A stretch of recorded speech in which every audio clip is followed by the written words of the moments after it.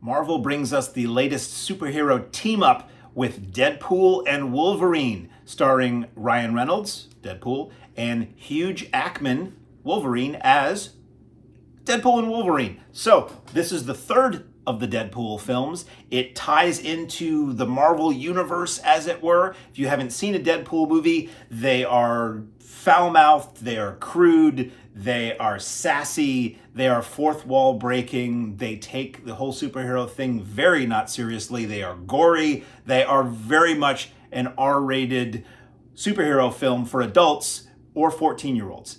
And it's always weird to me when I go to a Deadpool movie, because I enjoy them overall. There are things I don't like about them, and we'll get into that, but overall I enjoy them. And it's always wild to see parents bringing kids, because wow, are these not for kids. But it's a superhero movie, so people are going to bring kids, and kids are going to want to see it. Viewer discretion, parental guidance is suggested, as they say, or restricted, because it's rated R. Anyway, this is the third Deadpool movie, as I said, and the basic story goes a little something like this. I'm not going to tell you the whole story. Deadpool is unhappy in his life, and he finds a way to basically fix what went wrong in his life, but that involves teaming up with Wolverine and manipulating space and time, and things don't go right, and there's good guys and there's bad guys, and there's a lot of surprises, because I went into this movie blind and it was fun. It is, to me, inconsequential in the scheme of things. It's very frivolous and flippant. It does, it's very jokey. It comments on everything. It's very crude. It's very seemingly amusingly pro-cocaine, which always really kind of bothers me about these films. And Hugh Jackman is great. You know, if nothing else, you get to see Hugh Jackman giving it his all as Wolverine again, and he's great. And Ryan Reynolds as Deadpool is really funny. And everybody in this movie is good. There's some cameos that I'm not going to talk about. I'm going to be the guy who doesn't ruin all that stuff. I'm sure by the time anybody sees this, it's all over the internet, and people have already taken their phones out in the theaters and recorded these things and posted them, but I don't go that way. I went to see this movie at my local Alamo Drafthouse Theater the other day. I went to see a Tuesday 3:30 p.m. matinee, and the place was packed.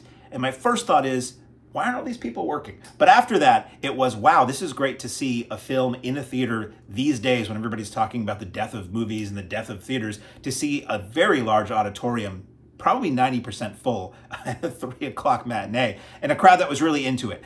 And the surprise moments in this film, people were wooing and gasping and wowing, and the person next to me at one point in the movie had their hands over their face because they were so like shocked or terrified about what was going to happen. The movie worked on people. So that's great. It's great to see a film doing well. It's great to see a Marvel film that is entertaining. Not that they all aren't, but some are a bit of a drag and some aren't. And at one point in the movie, there is even a reference to the state of current Marvel movies. I mean, before this movie, there was an ad for the new Captain America film. As you may or may not know, Anthony Mackie's character, the Falcon, has taken over. I'm not going to get into the whole Marvel thing. The Falcon has taken over Captain America from Steve Rogers. And the Falcon was never a character that I thought was that interesting. And this trailer just looks kind of bland. So it's interesting to see a Marvel movie that makes reference to the fact that we're kind of in between what was like the high point of the Marvel universe and what is to come.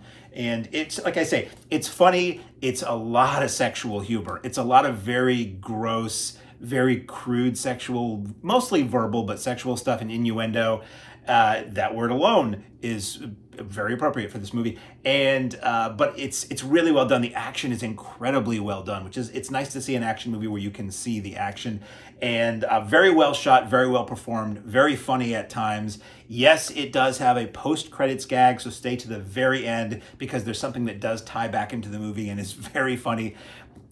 Also, very interesting to me, it had a thing that ran sort of off to the side in the credits as the credits were scrolling, and it was basically this very sweet, very heartfelt kind of tribute to the Fox Marvel movies, because as you know, before Marvel was the juggernaut of Marvel, you had these individual films that the other studios, and Fox was one of them, would do that were disconnected. Like the Spider-Man movies weren't connected until recently, and the Deadpool movies were disconnected, sort of, and the X-Men movies were disconnected. Maybe Deadpool wasn't, but the X-Men movies, certainly. Those were Fox. Those were before the Marvel Cinematic Universe and all that. There was a couple Hulk films. There's a few other things. And it's neat to see in the end credits this really kind of like as flippant and sort of smarmy as the whole attitude of Deadpool and Wolverine is, that point wasn't.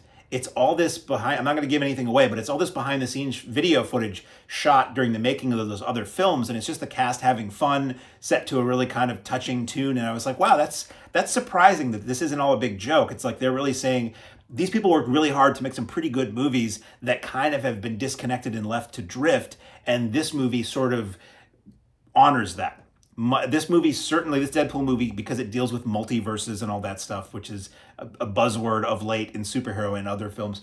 This film respects those other films. This film does for those other films sort of what Spider-Man No Way Home did for those other Spider-Man movies that were pre-Marvel Cinematic Universe and all that. And I'm not the hugest fan of all this. I see these as they come out and I like them. A couple of them I might have seen more than once, but I'm surrounded by an audience, and these movies are kind of made for people who apparently watch them over and over again. And I think about that too. I'm like, boy, to watch this gigantic body of Marvel work that has come out over the last decade or more than once is quite a commitment, because you've got multiple TV series and you've got all these movies and they're all long.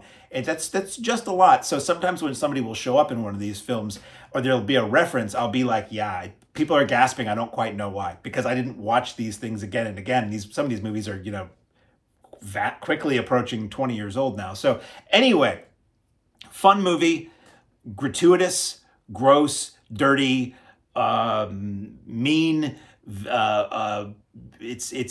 a lot of negative things you could say about it, but it was a heck of a lot of fun. And it's very, very funny. It's very dark humor. There's a lot of gore in this. This is not a movie for kids. They're going to want to see it, but parental discretion is advised, I guess.